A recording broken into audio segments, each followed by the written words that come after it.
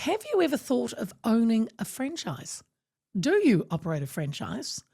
Well, today marks the first ever World Franchise Day. And let me tell you, it's booming in New Zealand with nearly 550 franchise brands now operating across the country.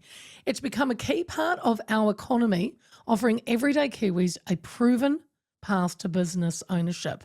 According to the Franchise Association, the franchise businesses generate around 47 billion a year, contribute 11% of our GDP, and provide 114,000 jobs. The sector's growth dates back to the 70s with international names like KFC and McDonald's, followed by local success stories such as Sterling Sports, Fastway Couriers, which is now Aramex. Fact, got a parcel today from Aramex. And Pitstop.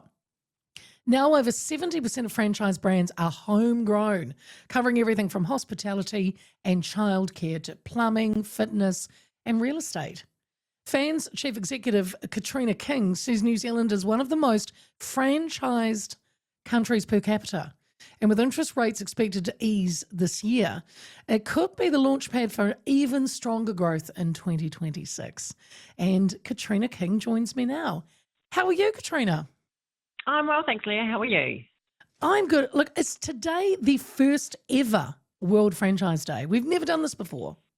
Never done this before. Yes, 100% is the first World Franchise Day, which is really exciting. And of course, New Zealand being the first country in the world to see the sun, we're actually the first country to be celebrating it. So yeah, it's fantastic. Why do you think, Katrina, before we get into it, I find it really fascinating. Why do you think franchising has taken such a strong hold here?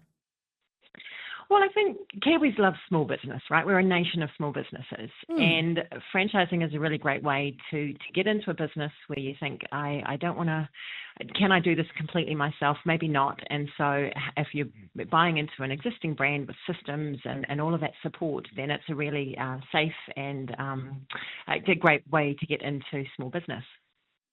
What kind of support? Interesting that you say, I want to get a business, but I'm not kind of quite sure.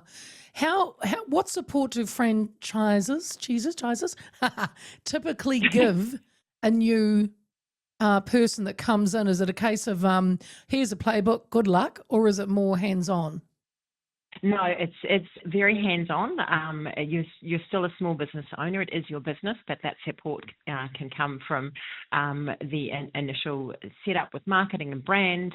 There's operations manuals and systems and processes. You've often got a regular contact that you can connect them with and to check on how things are going, to ask questions. So there's really quite a great scaffolding system around a small business to say, hey, this is your business, but we're here to help you. And I mean, it's not a pyramid scheme. I mean, the person you buy it from, you're not paying them. It's they're helping you, but that is your business to run. Although you do, I gather, they must vary from franchise to franchise. But there are strict rules, obviously, isn't it? Yeah, absolutely. So every system will have their own franchise agreements, and there's always a fee or a royalty, as it can be called, that is paid from the franchisee to the franchisor to be part of that system.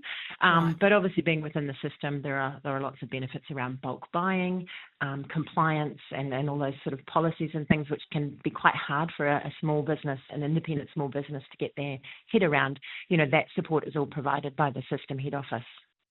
And the likes of, say, I mean, I brought up KFC and McDonald's, which was probably the very first in the 70s.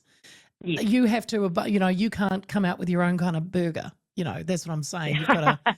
No, and that's the thing. Leah's McDonald's, I've got Leah's burger suddenly on the menu. That's not going to happen.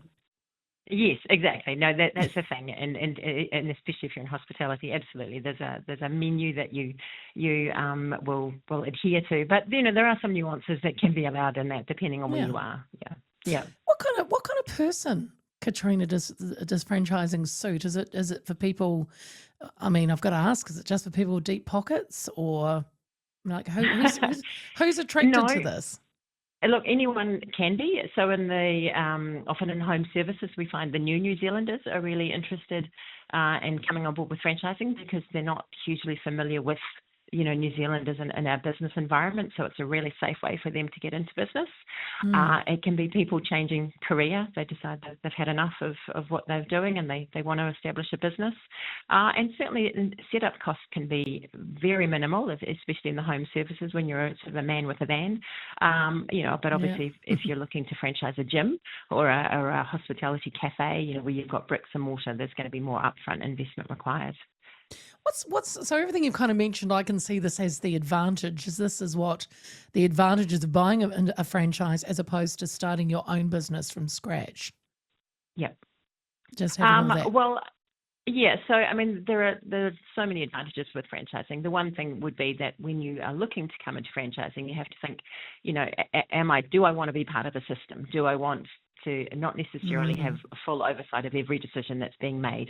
And we have a franchisee pre-entry training on our website, which is actually a great way to ask yourself that question: is franchising right for me? It is for a lot of people, but not necessarily if you're someone who wants to have that real independence and really own your business and all the decisions that go with that. Yeah.